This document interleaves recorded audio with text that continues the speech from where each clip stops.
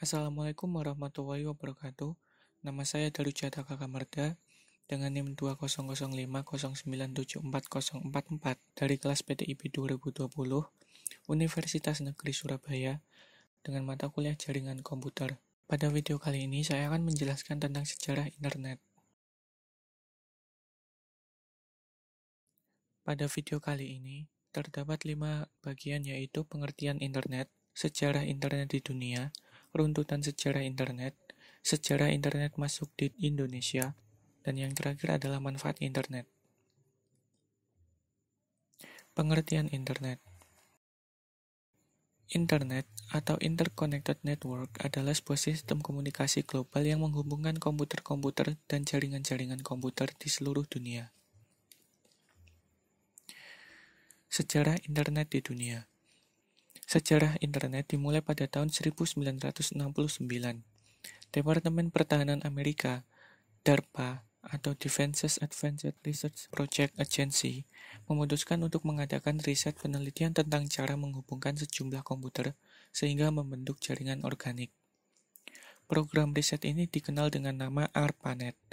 Pada tahun 1970, sudah lebih dari 10 komputer yang berhasil dihubungkan antar satu komputer dengan komputer yang lainnya. Keberhasilan menyambung antar komputer ini yang kemudian bisa membuat mereka berkomunikasi dan membentuk sebuah jaringan.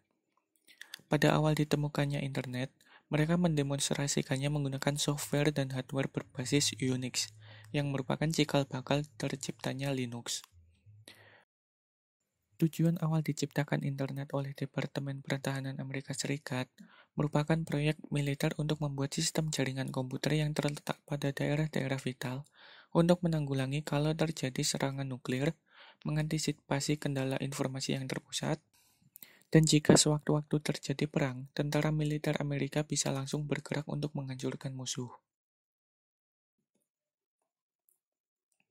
Pada awal-awal ditemukannya internet, ARPANET hanya bisa menghubungkan 4 situs, yaitu Stanford University of California Research Institute, University of Utah, dan Santa Barbara, yang mana mereka membuat suatu jaringan terpadu pada tahun 1969 dan secara umum diperkenalkan ke publik oleh ARPANET pada bulan Oktober tahun 1972. Tidak lama setelah itu, proyek ini dilirik oleh berbagai universitas di negara tersebut. Sehingga proyek yang digarap oleh ARPANET berkembang dengan pesat yang mengakibatkan ARPANET kesulitan dalam memanajemennya. Dikarenakan banyaknya permintaan yang ingin mengembangkan internet, akhirnya ARPANET dibagi menjadi dua, yaitu ARPANET dan MILNET. ARPANET berfokus menangani non-militer seperti universitas, perusahaan, dan lain-lain. Sedangkan MILNET berfokus mengurusi keperluan militer. Dari keduanya bergabunglah antara jaringan tersebut yang sekarang dikenal dengan nama DARPA Internet, yang kemudian sekarang dikenal dengan nama Internet. Runtutan sejarah Internet. Pada tahun 1960-an, Departemen Pertahanan Amerika Serikat melalui Advanced Research Project Agency yang disingkat dengan ARPA, merintis sebuah sistem jaringan ARPANET. ARPANET merupakan cikal bakal terbentuknya internet. Dan pada tahun 1980-an, internet mulai digunakan secara terbatas untuk menghubungkan beberapa kampus-kampus universitas terkenal di Amerika Serikat. Lalu pada tahun 1982, protokol standar TCP atau IP mulai dipublikasikan ke umum. Lalu pada tahun 1984, sistem nama domain mulai digunakan. Kemudian pada tahun 1986, National Science Foundation Network (NSF-Net) dibangun dan mulai menggantikan peran ARPANET sebagai jaringan riset di Amerika Serikat. Beberapa jaringan internasional di berbagai negara mulai dibangun dan dihubungkan dengan NSF-Net. Kemudian pada tahun 1990, ARPANET dibubarkan, akan tetapi internet terus berkembang sampai sekarang. Awalnya, informasi yang bisa didapatkan lewat internet hanyalah informasi berbasis teks.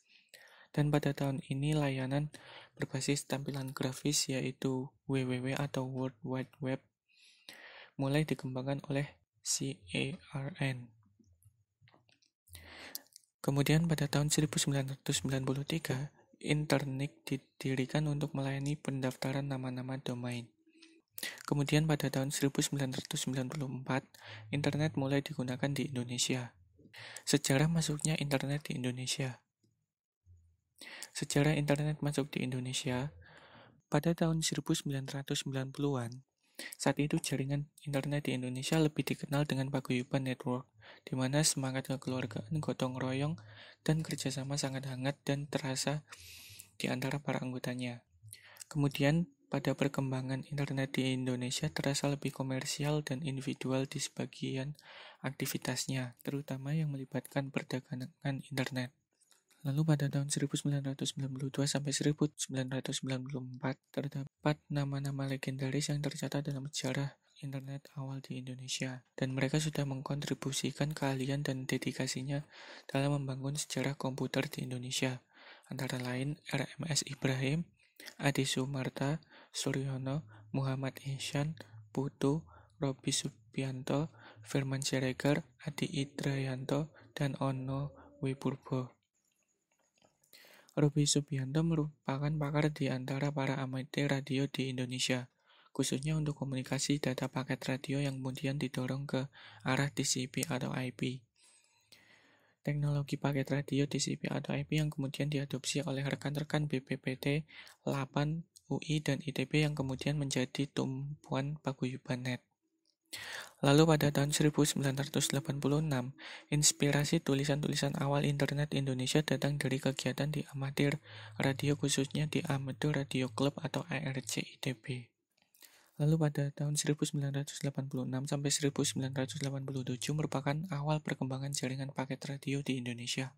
Robi Subianto merupakan pionir di kalangan pelaku radio amatir Indonesia yang mengaitkan jaringan amatir bulletin board system atau BBS yang merupakan jaringan email store dan forward yang mengaitkan banyak server BBS amatir radio seluruh dunia agar email dapat berjalan dengan lancar. Lalu pada tahun 2000, Robi Subianto menjadi koordinator IP pertama dari AMPRNet atau Amatir Packet Radio Network yang di internet dikenal dengan domain ampr.org dan IP 44.132.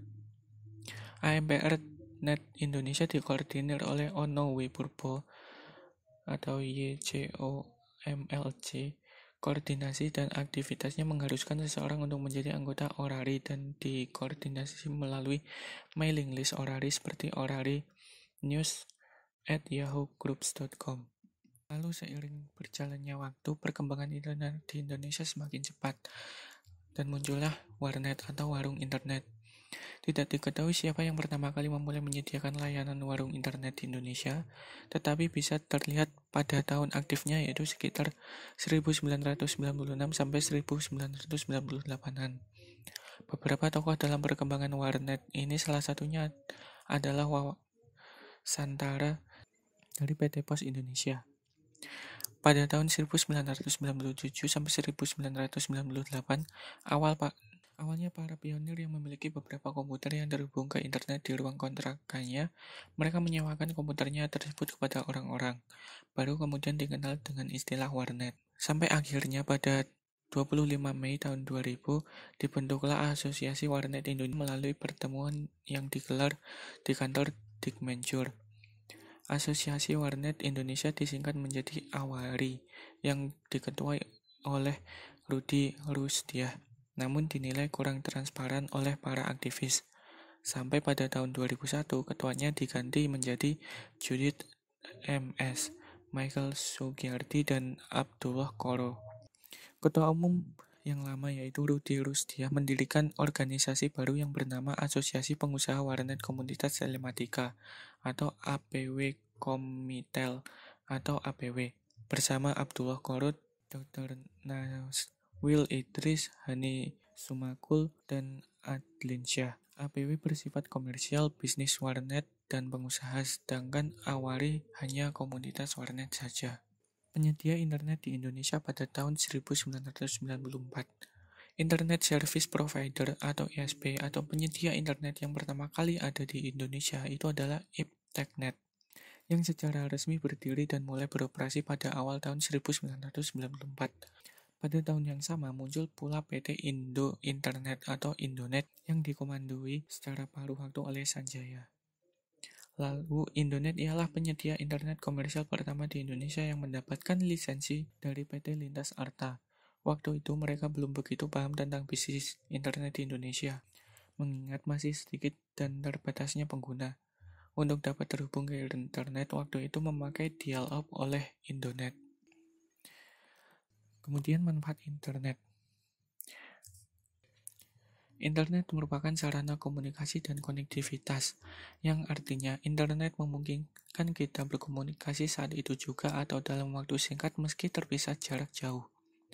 Kita bisa mengirim email, melakukan panggilan suara atau video kepada siapapun di dunia dengan internet. Lalu internet sebagai akses informasi pengetahuan serta edukasi.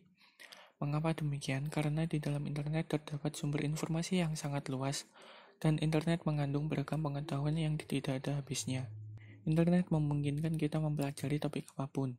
Internet pun juga berguna dan sangat membantu di bidang pendidikan, sebab materi tentang berbagai ilmu bisa didapatkan di internet. Lalu, internet memberi kemudahan pada dunia bisnis, yaitu melakukan jual beli dan transaksi. Dan pada sarana hiburan, internet memberi akses lebih luas ke dunia hiburan seperti menonton video, menonton film, mendengarkan musik, dan lain-lain. Sekian penjelasan tentang sejarah internet dari saya, kurang lebihnya mohon maaf. Wassalamualaikum warahmatullahi wabarakatuh.